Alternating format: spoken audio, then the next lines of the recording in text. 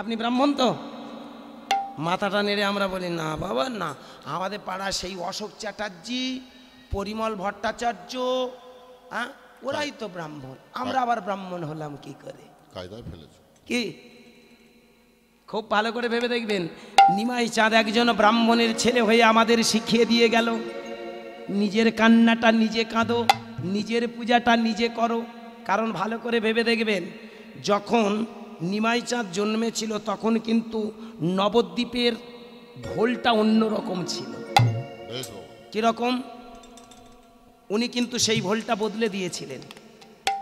নিমাই চাঁদ যখন জন্মেছিল তখন কিন্তু নবদ্বীপের পরিস্থিতি, হিন্দু মুসলমানের মধ্যে ভেদাভেদ, সব থেকে বড় কথা ব্রাহ্মণ হয়ে সাধারণ মানুষকে তথা প্রত্যেকটা মানুষকে ঘৃণার চোখে দেখেছে। আজকের এই হরিবাসরে ভালো করে ভেবে দেখবেন, নিমাই চাঁদ যখন জন্মেছিল তখন সমাজের পরিস্থিতি কেমন? যারা ব্রাহ্মণ তারা কিন্তু সমাজের যারা ছোট জাত তাদেরকে চিরকাল ঘৃণা করে এসে। ভেবে দেখুন, রাস্তা দিয়ে কোনো একটা শূদ্র জাতি হেঁটে যাচ্ছে, কোনো ব্রাহ্মণ ওই রাস্তা দিয়ে যদি যায়, শূদ্রের ছায়াটা যদি ব্রাহ্মণ ডিঙতো তবে স্নান করে তবে ঘরে ফিরত। তখন অবস্থাটা কিরকম ছিল? একটু যারা পড়াশোনা জানেন ভেবে দেখবেন, কি গো মা ঠিক না? এমনকি আরো একটা মজার জায়গা আপনারা এটা বুঝতে পারবেন, নিমাইয়ের যেদিন বিয়ে হয়েছিল নিমাই একটা বড় ভুল করেছিল, করেনি? ভুলটা কি? ব্রাহ্মণের আগে চণ্ডালের নেমন্তন্ন। কে? তাই না বাবা? ভুল করে ব্রাহ্মণের আগে চণ্ডালের নেমন্তন্ন করেছে, তাতেই তার দুর্ঘটনা কি? যত ব্রাহ্মণরা এসে বলে উঠল, নিমাই এ তোমার কেমন বিচার? একটা ব্রাহ্মণের ছেলে হয়ে কিনা তুমি চণ্ডালের আগে নেমন্তন্ন করলে কেন? আমাদের অপমান করেছো, আমাদের ছোট করেছো। এ জগতে ভালো করে বাবা মায়েরা ভেবে দেখবেন, কে ছোট আর কে বড়। চাতুর্বর্ণময় সৃষ্টা গুণ কর্ম বিভাগস। ভগবান কৃষ্ণ, গীতাটা ভালো করে পড়ুন আর বুঝুন। ভগবান কৃষ্ণ বলছেন, এই যে চারটে জাত, তখন যখন কৃষ্ণ জন্মেছিল তখন ছিল চারটে জাত প্রধানত। কি কি? ব্রাহ্মণ, ক্ষত্রিয়, বৈশ্য, শূদ্র। ভেবে দেখুন, কৃষ্ণ সেইখানে দাঁড়িয়ে বললেন চারটে জাতির জন্ম হয়েছে কেমন করে জানো? গুণ আর কর্মের উপর ভিত্তি করে। কি মা? যার যেমন গুণ তাকে একটা আখ্যা দেওয়া হলো। যারা ব্রহ্মজ্ঞানের জ্ঞানী তাদেরকে বলা হতো ব্রাহ্মণ, যারা যুদ্ধ বিগ্রহ করে সমাজটা রক্ষা করত তাদেরকে বলা হলো ক্ষত্রিয়। ভালো করে ভাবুন, যারা ব্যবসা বাণিজ্য করে সমাজকে রক্ষা করেছে, নিজে ভালো ছিল সবাইকে ভালো রেখেছিল, তাদেরকে বলা হলো বৈশ্য। আর শূদ্র কারা? কৃষক, মেথর, হাড়ি, মুচি, এরা হলো শূদ্র। কেন? ওরা ছোট কাজ করে। ভালো করে ভেবে দেখুন, একই মানুষ, কর্ম ছোট বলে কি ও ছোট? ভাবুন ভালো করে, কোনো কাজ ছোট বলে সে কি ছোট? আমি গান গাইতে এসেছি, আপনারা আমাকে গায়ক বলবেন। যে খোল বাজাচ্ছে বাজিয়ে, যে করতাল বাজাচ্ছে করতালি, যে হ্যান্স করছে হ্যান্স, কিবোর্ড বাজাচ্ছে কিবোর্ড ম্যান। কি আজকের যদি মনে করি আমি সব থেকে দামি, আমার বাপের ক্ষমতা আছে, আমি যখন একটা গান গাইব এ লোক যদি টোকা না দেয়, তাল যদি না দেয়, আমি গান গাইতে পারব? কি বাবা? করতালি যদি একবার টোকা না দেয়, ও তালের জায়গা যদি বেতালে ঘা মারে, খবর অন্যরকম হবে না? খুব ভালো করে ভেবে দেখবেন। তাহলে একে যদি আমি ছোট ভাবি যে করতালি আবার কি করতালি, তাহলে ভালো করে ভেবে দেখবেন আমি মূল্যহীন হয়ে যাই। ঠিক সমাজের বুকে ভালো করে ভেবে দেখবেন, এই পৃথিবীতে আমরা সবাই এসেছি, কেউ ছোট কেউ বড় নই। কোনো ছোট জাত বড় জাত বলে কোনো জাত নয়। আপনি পায়খানা করে করে একটা চেম্বার ভর্তি করে ফেলেছেন, খুব ভালো করে ভাবো, হেগে হেগে মাল ভরে গেল। এবার ওই মালটা পরিষ্কার করার জন্য তো লোক দরকার।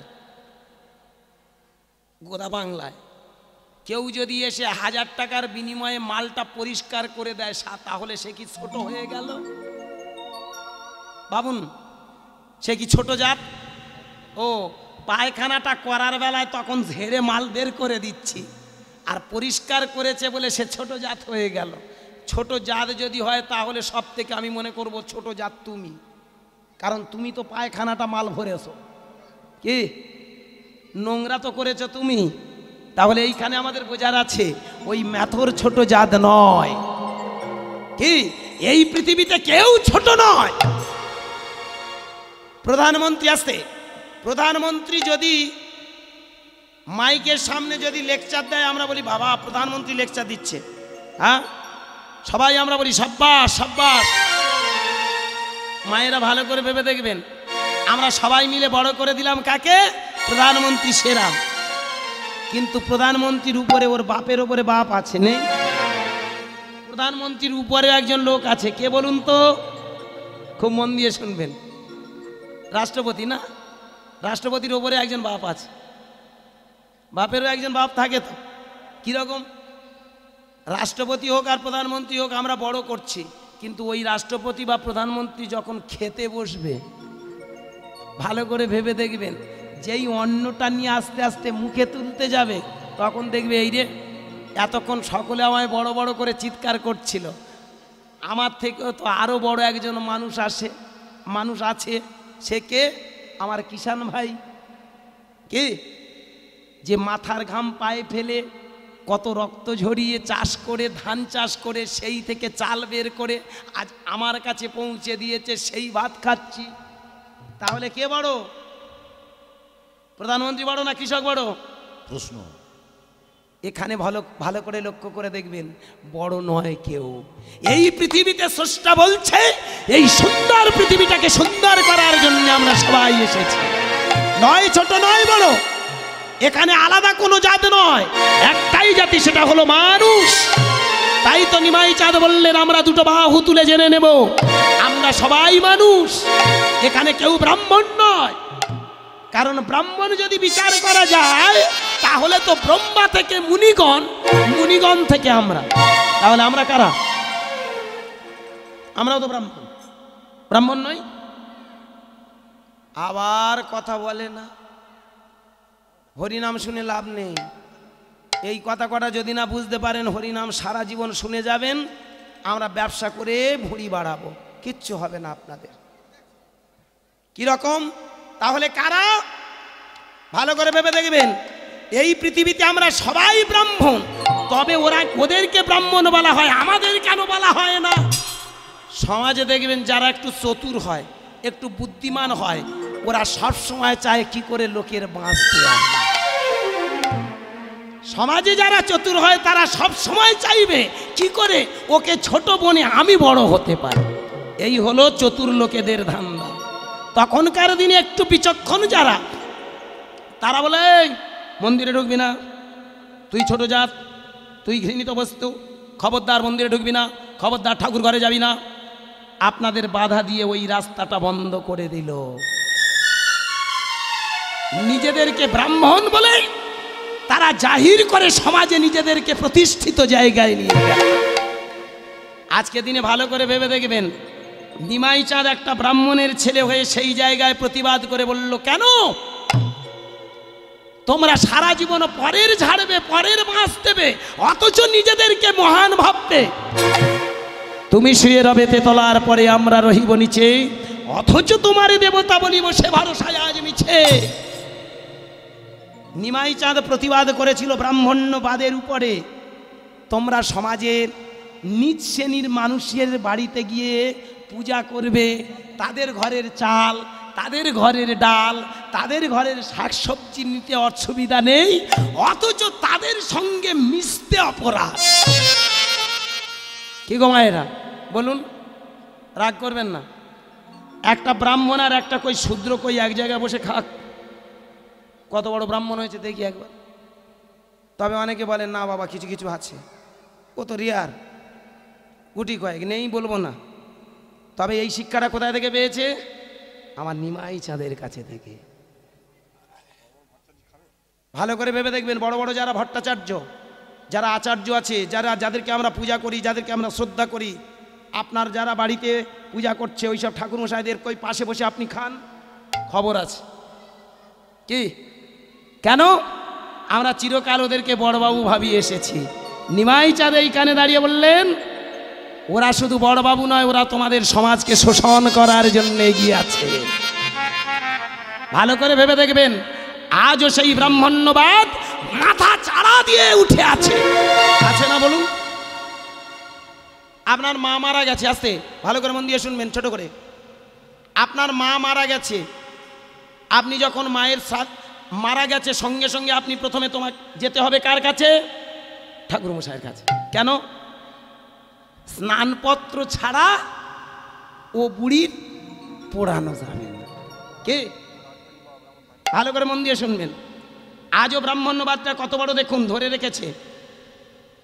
স্নানপত্র ছাড়া আপনি পোড়াতে পারবেন না, তাহলে আপনি যাবেন ঠাকুরমশাইয়ের কাছে। আমাদের যা সিস্টেম হাজার হাজার বছর ধরে এই লাইন করা আছে, ব্যবসাটা গুছানো আছে।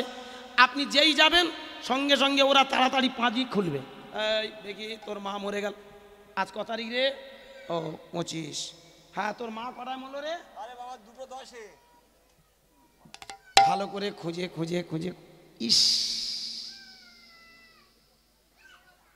2টো পর্যন্ত মহেন্দ্র যোগ ছিল। তোর মা যদি 2টোর সময় মরতো, তোর মা স্বর্গে চলে যেত। এই যে 10 মিনিট পরে মরল মানে মাইরি বাবা 4-5 দোষ কি হয় না?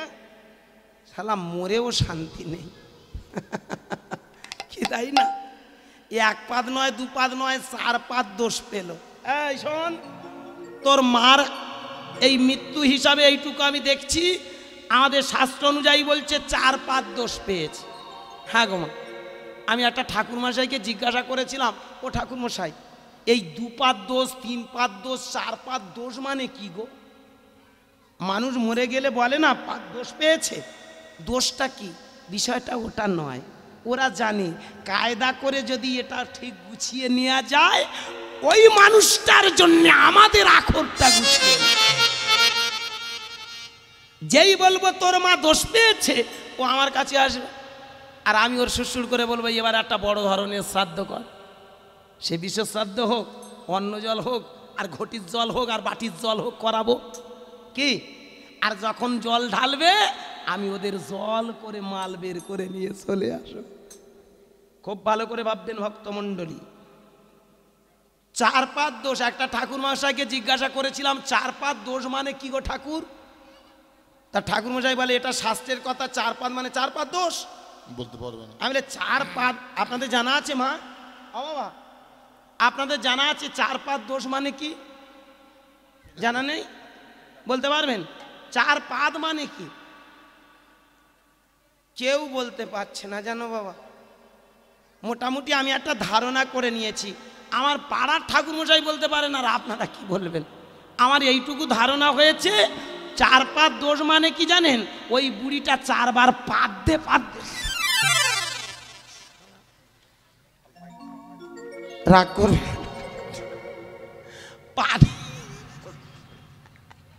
4 পাদ দোষ মানে কি? তাহলে বুড়ি পাদের দোষ ছিল। সত্যি বলতে পারে না মানে ওই কি আপনারা জানি না বুঝতে পেরেছেন কি জানি না, আমি এইটুকু বুঝেছি মা। হ্যাঁ গো মা, ওর একটু পাদের ব্যায়াম ছিল, বুড়ি 4 বার পেদে পেদে মরেছে, ওরা বুঝতে পেরেছে।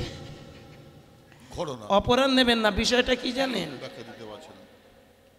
ওরা চায় যে কোনো প্রকারে দোষী সাব্যস্ত করাতে পারলেই আখর গুছানোর পালা।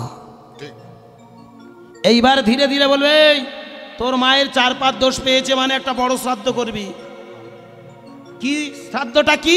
বৃষ শ্রাদ্ধ করতে হবে, আর গরু আনতে হবে। এই গরুটাকে কেন্দ্র করে একটু ভূমি দান করবি, হ্যাঁ, আর সেই সঙ্গে একটু স্বর্ণ দান করবি। এই দান করতে করতে আপনি ফেলুয়া। ভালো করে ভেবে দেখবেন, আপনার মায়ের মৃত্যুর আগে হয়তো দেখা গেল আপনি অনেক টাকা খরচ করে, মানুষটা রোগে পড়েছিল, টাকা খরচ করতে করতে হয়তো সর্বশান্ত হয়ে গেলেন, কিন্তু মৃত্যুর পরেও রেহাই নেই। ওদের জ্বালায় পড়ে, ওদের তালে পড়ে আপনাকে 3 করে আরো সর্বশান্ত ভিখারি হতে হবে। বলুন কেমন? শ্রাদ্ধের দিনে একটা বড় ফর্দ করে দেয়, তোর মা মরে গেছে, এই শোন, এই তোর মা মরে গেছে, তোর মার আত্মাটা ঘুরপাক খাচ্ছে আজ 13 দিন। আমি আমি দেখতে পাবো না, আপনি দেখতে পাবেন না, ওরা দেখতে পাবে। আত্মাটা ঘুরপাক খাচ্ছে। জল পেতে কি করতে হবে? এই শোন, একটা বড় খাট নিয়ে আয়, খুব মন দিয়ে শুনবেন। একটা বড় খাট নিয়ে আয়। ঠাকুরমশাই, খাট কেন? বলে তোর মা শোবে। আচ্ছা, কি হাসি নয়, তোর মা। ভেবে দেখুন, মৃত্যুর আগে হয়তো একটা চট জোটেনি, ঠিক ঠিক ঠিক।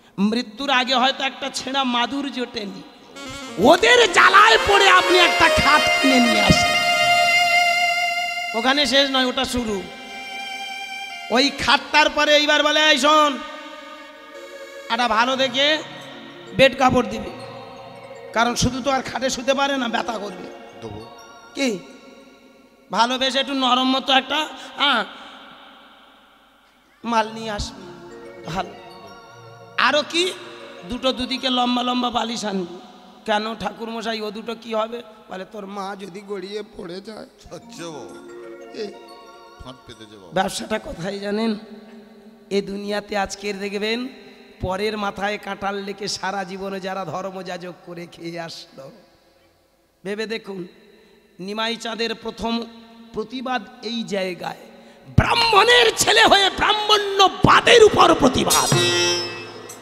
এই জন্য ভালো করে ভেবে দেখবেন, সমাজে কোনো ছোট জাতি নিমাইয়ের বিরুদ্ধে কোনো কমপ্লেন করেনি।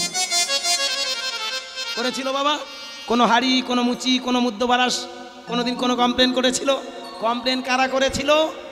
নবাব হুসেন শাহের মতো একটা মুসলমান জমিদারের কাছে গিয়ে, নবাবের কাছে গিয়ে ব্রাহ্মণরা জানালো এই ছেলেটা বেয়াদব, বেঈমান।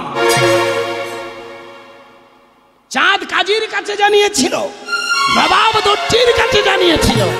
তাই ভালো করে ভেবে দেখবেন, ব্রাহ্মণের ছেলে হয়ে তার উদ্দেশ্য ছিল এই পৃথিবীতে একে অপরকে ঠকানোটা বড় অন্যায়, মানুষকে হেয় প্রতিপন্ন করা বড় অপরাধ। আর তাই তিনি চিৎকার করে বললেন, ওগো জাগ নাই যোগ্য নাই, নাই বলিদান। জাগ নাই যোগ্য নাই, নাই বলিদান। জাগ নাই যোগ্য নাই, নাই বলিদান। জাগ নাই যোগ্য নাই, নাই বলিদান। আছে শুধু হরে কৃষ্ণ কৃষ্ণ হরে রাম। আছে শুধু হরে কৃষ্ণ কৃষ্ণ হরে রাম। এই আছে শুধু হরে কৃষ্ণ কৃষ্ণ হরে রাম। আছে শুধু হরে কৃষ্ণ কৃষ্ণ হরে রাম। হরে কৃষ্ণ হরে কৃষ্ণ নিতাই গৌর হরি হরি হরি। হরে হরে রাম, হরে রাম, রাম রাম হরে হরে। হরে কৃষ্ণ কৃষ্ণ কৃষ্ণ হরে হরে। হরে রাম, রাম রাম হরে হরে। তাই মাত্র 48 বছরের নিমাইকে ওই ব্রাহ্মণ সমাজ চিরকালের মতো তাকে পৃথিবী ছাড়া করে। কি বলুন? আজকে ভালো করে ভেবে দেখবেন, এই কথাগুলো বলতো বলে ব্রাহ্মণরা মিটিং করে সিটিং বাজের দল নিমাইকে পুরীর মন্দিরে গম্ভীরাতে নৃশংসভাবে খুন করে মেরেছে। নাগার্জুনম বলে একটা গ্রন্থ আছে, আপনারা গ্রন্থটা ভালো করে খুঁজবেন, পড়বেন, তাহলে আমার প্রশ্নের উত্তরটা পাবেন। যাক, নিমাই তাহলে কি বোঝাতে চাইলো? মানুষকে যারা ছোট করে, মানুষকে যারা দুর্বল পেয়ে তাদের কাছ থেকে শোষণ করে, তারা কোনোদিন ব্রাহ্মণ হতে পারে না। ভালো করে ভাবুন, আসতে ঠান্ডা মাথায় ভালো করে ভেবে দেখবেন। আজও সেই ব্রাহ্মণ্যবাদ চড়া হয়ে আছে, আছে না? মা মরে গেছে, দুটো বালিশ নিয়ে আসলো, এবারে লিখে দেয় একটা মশারি। মশারি কেন? তোর মার মশাই ছিঁড়ে খাবে, এই জন্য তুই এক কাজ কর, একটা মশারি কাটিয়ে দে। ভেবে দেখুন, বেঁচে থাকতে একদিনও কোনোদিন মশারি তার কপালে জোটেনি। মৃত্যুর পরে তার আত্মা নাকি এসে শোবে, তার আত্মা নাকি এসে থাকবে, তার জন্য একটা মশারি টাঙানো হলো। এরা কারা? একটা ছাতা চাই, একটা জুতো চাই। ভেবে দেখবেন, প্রশ্ন যদি প্রশ্ন করা হয়, ছাতা কেন, জুতো কেন, বলে তোর মা তো নরকে যাবে, ওই যে পাদের দোষ আছে না, হ্যাঁ, তোর মা তো নরকে যাবে, তাই হাঁটতে হাঁটতে যদি পায়ে কোনো কাঁটা ফোটে ফাঁদ পেতে যাবো। কি দুনিয়া জানেন, একেবারে নিজেরা বল না রে ভাই, যে জুতোটা আমি পরবো কিছুদিন ব্যবহার করব, মায়ের নামে দোষ দিয়ে কেন তোরা নিতে চাস? এরা কারা, কোন পৃথিবীর মানুষ? নিমাই চাঁদ এইখানে প্রতিবাদ করেছিল, তাই সে অন্যায়কারী। আজকের ভালো করে ভেবে দেখুন। আস্তে এবারে কি হয়, ছাতা, একদিন ঠাকুরমশাইয়ের জিজ্ঞাসা করেছিলাম, ঠাকুরমশাই ছাতা কেন শ্রাদ্ধে দেওয়া হয়? বলে ওই যে মা বাবা মরে গেলে যখন নরকে যায়, হ্যাঁ, ওখান থেকে তো ছাড়িয়ে আনতে হবে, এখন নরকে যাবে, বিচার হবে, তারপর স্বর্গে যাবে কি কোথায় যাবে পরে হবে, ওরা সব জানে, জানেন। তা ছাতাটা কেন? বলে ছাতা খাটিয়ে যেতে হয়, যে রাস্তা দিয়ে যাবে ওই রাস্তায় নাকি আগুন বৃষ্টি হয় বলে, নরকের রাস্তায় নাকি আগুন বৃষ্টি হয়, তাই ছাতা খাটায়। শালা ব্যবসা কারে বলে? আপনি একটা ছাতার উপরে কই একটা দেশলাই কাঠি মেরে দিন তো, তাল হয়ে যাবে, হবে না? অথচ ওদের কাছে ছাতাটা নাকি নরকের যাওয়ার নাকি একটা মাঙ্গলিক সম্পদ। এ বড় আশ্চর্য পৃথিবীর, জানেন। আরো ভালো করে লক্ষ্য করে দেখবেন, কাঁসার থালা বেঁচে থাকতে একটা প্লাস্টিকের থালা জোটেনি, একটা মালসা জোটেনি, অথচ মরে গেলে দেখবেন থালা ঘটি বাটি কত কিছু। প্রশ্ন, নিমাই চাঁদ এইখানে দাঁড়িয়ে বললেন, শোনো, পৃথিবীতে যেন একটাই মাত্র জাতি, সেটা হলো মানুষ। ওরা যদি ব্রাহ্মণ হয় তাহলে তোমরাও তো ব্রাহ্মণ। কি এই জন্য ভালো করে ভেবে দেখবেন, বোঝার আছে। নিমাই চাঁদ বাহু তুলে শিখিয়ে দিল, ব্রহ্মা থেকে মুনিগণ, মুনিগণ থেকে আমরা। তাই নিমাই চাঁদ প্রতিবাদ করলেন, যারা শোষণকারী তারাই হলো এই পৃথিবীর ক্ষতিকারক, তারাই অসুর, আর এই অসুরগুলোকে তাড়ানোই হবে ধর্মের কাজ।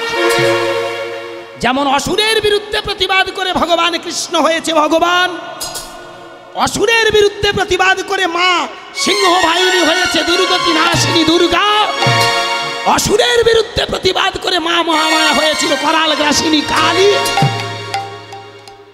আমাদেরও প্রতিবাদ চাই। কোথায় প্রতিবাদ করবেন? আমাদের কথা ভাবুন। আমরা যারা কীর্তনীয়া, আমরা খুব ভালো মানুষ, আমরা সমাজকে ক্ষতি করি না।